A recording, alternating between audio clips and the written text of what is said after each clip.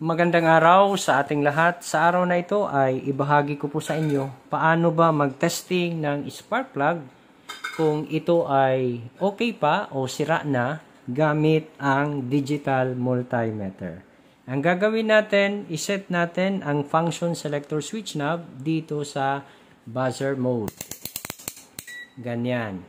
Tapos, para ma-check natin kung functional yung buzzer mode ng digital multimeter ay pagdikitin natin ang black at saka red test rod. Dapat po yan ay tutunog. Kagaya nito.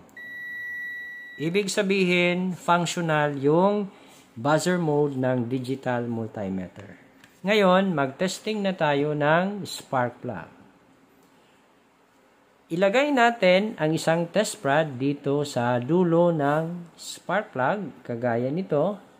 Kahit po yan magkabaliktad yung paglagay ng test rod dahil wala naman po itong polarity. So, ilagay natin ang isang test rod dito, yung kulay black na test rod yung inilagay natin dito.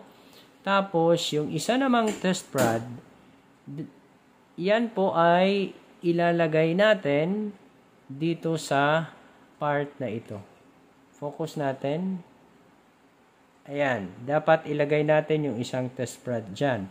Pag nailagay na natin yung isang test rod dito, pag nagkaroon ng tunog yung digital multimeter, ibig sabihin, okay, yung connection mula dito sa part na ito ng spark plug, papunta dito. Okay? Testing natin. Nakalagay na yung isang test rod dito sa dulo. Tapos, yung isang test rod naman ay ilalagay natin dito.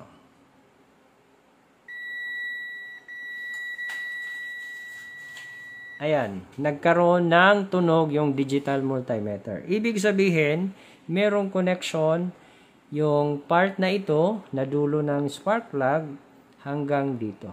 Ibig sabihin lang yan na okay ang spark plug na ito. Tapos, kung i-check naman natin yung connection ng ground o negative, ilagay lang ang isang test rod dito sa part na ito. Tapos, yung isa namang test rod ay ilagay dito. Dapat po yan ay tutunog kung okay ang spark plug. Ngayon, nagkaroon ng tunog ang digital multimeter. Ibig sabihin, okay yung connection ng negative o ng ground. Ngayon, i-check naman natin kung short-circuited nga ba ang spark plug na ito. Ilagay ang isang test rod dito sa dulo, tapos yung isa namang test rod ay dito. Yan. Dapat po yan ay hindi tutunog.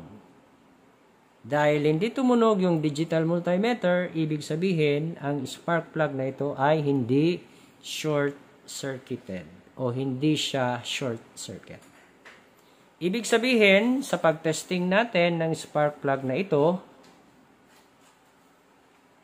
ay nangangahulugan na ito ay okay pa o good ang spark plug na ito. Hanggang dito na lang itong ating video tutorial. Sana po ay meron kayong natutunan. Kung nagustuhan nyo itong video, paki-like and share. Kung hindi ka pa nakapag-subscribe, maaari po lamang ay mag-subscribe sa aking channel. Paki-click na rin yung notification bell para updated ka sa mga bagong upload na videos. Hanggang sa muli, maraming salamat po.